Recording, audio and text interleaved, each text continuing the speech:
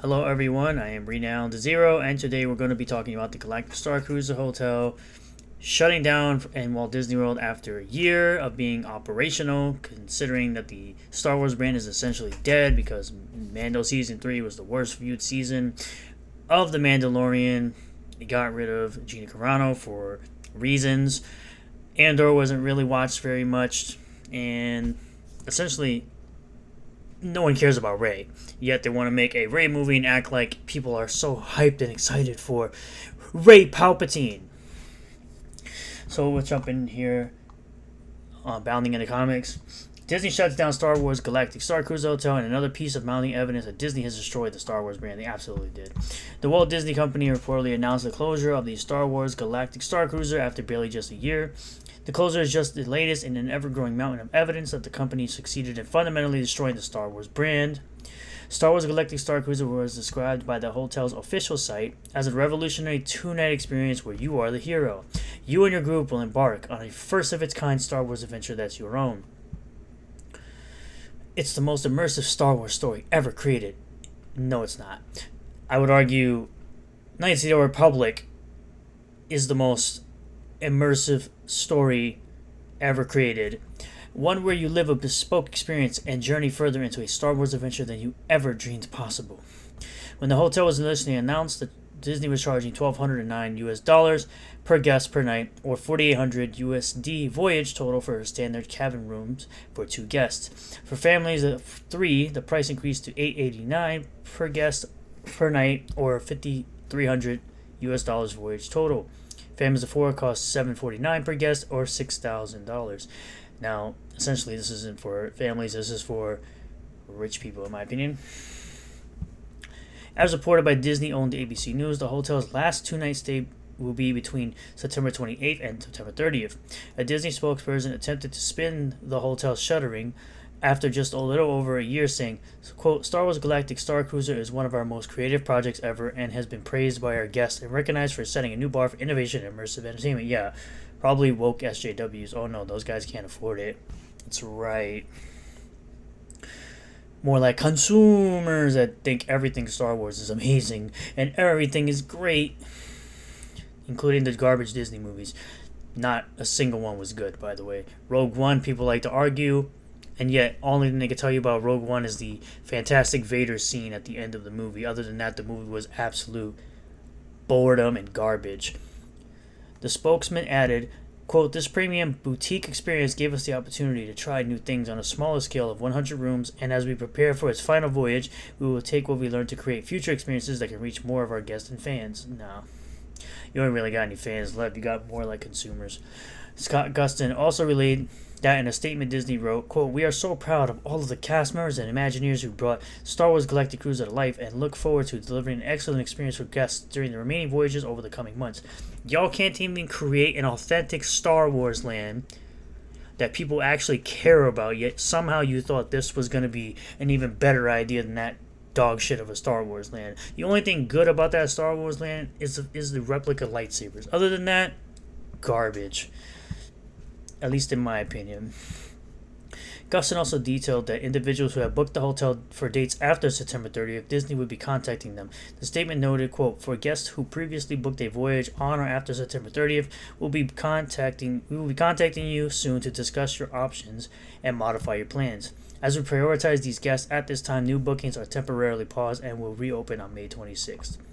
Gustin also details that, quote, Disney is making it clear that this was strictly a business decision, probably because you're hemorrhaging money, citing the fact that it receives the highest guest satisfaction ratings in the history of Walt Disney World. Yeah, but people probably who really don't like Star Wars. He added, going forward, Disney says it will focus resources on opportunities that will be more accessible to a larger group of its fans. Despite Disney's attempt to spin the hotel shuttering, they still shut it down, and according to Gustin, admitted it was a business decision, which leads to one to believe it was losing the company money. It absolutely was. No one gives a fuck about Rey or Kylo Ren. This is just the latest piece of evidence that the Star Wars brand is in decline. One of the first pieces of evidence was the declining box office returns for Disney's Star Wars sequel trilogy. The Force Awakens grossed $936.6 million at the domestic box office and another $1.1 billion at the international domestic box office for a global gross of $2.064 billion. The Last Jedi's domestic box office declined to 620.1 domestically and 711.4 million internationally for a global gross of 1.3. The Rise of Skywalker declined even further to 515.2 million and 557.5 million internationally for a global gross of 1.072 billion. So they essentially lost $1 billion over across 3 movies. Even worse, Solo: A Star Wars Story was a box office failure, given it only grossed 213.7 million domestically and 179.3 million internationally for a global gross of 393.1 million globally.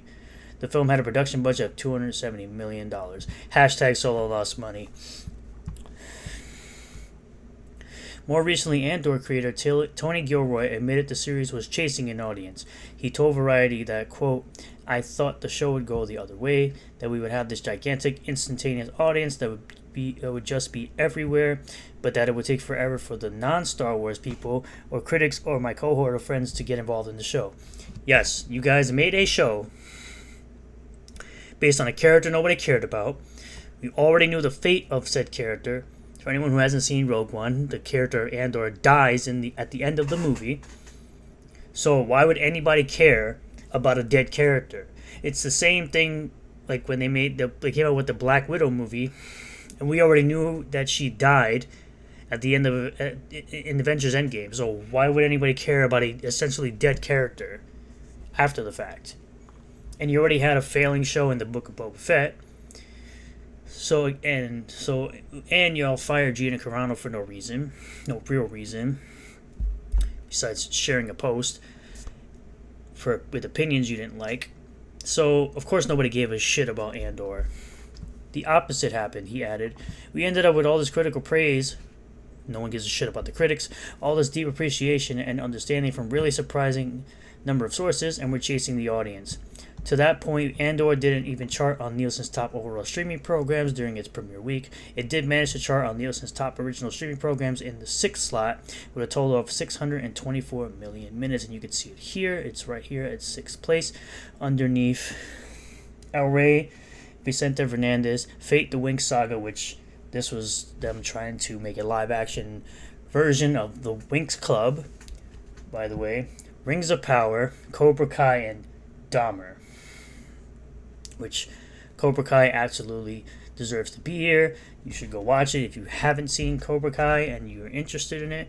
You don't have to actually watch the Karate Kid movies. They do give you better context, but the show gives you enough exposition and flashbacks and explains majority of what you need to know about the storyline. The Mandalorian, Disney Plus's flagship Star Wars series, also saw its worst rated episode debut during the most recent 3rd season. Chapter 22, Guns for Hire, featuring Jack Black and Lizzo, received a 6.3 from IMDb users because Lizzo's not a real star, just like Stacey Abrams isn't a real star with Star Trek Discovery. That piece of garbage. Not only did the 3rd season receive the worst rated episode from IMDb users, it actually featured 3 of the show's worst rated episodes. Chapter 19, The Covert, received a 7.0. The season premiere, Chapter 17, The Apostate, received a 7.4. What do you make of Disney shutting down the Galactic Starcruiser? I think it is a great idea. The idea was shitty from the start. It was way too expensive for any normal family to go. And it looked like absolute shit. So glad this is another failure for Disney Star Wars. Once again, in my opinion, I think the Star Wars brand has been basically severely damaged from The Last Jedi. I think this just goes to show the Star Wars brand is in such decline that the only way it seems that Disney makes any kind of money on Star Wars nowadays is by releasing characters from the EU and characters from the original trilogy and probably the prequels as well. So that's exactly what they rely on when it comes to Star Wars. No one gives a shit about Reva. No one gives a shit about Rey. No one gives a shit about Rose Tico. And all those toys end up on the sale in the clearance section. And this is further proof that no one gives a shit about current Star Wars. Thank you all for checking out this video. I really do appreciate all the new subscribers, returning subscribers, new viewers, and returning viewers. If you do like this video, hit that like button. Comment below what your feelings about all this are.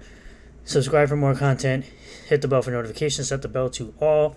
That way you get notifications anytime I post a new video. And I will see you all on the next one. Peace.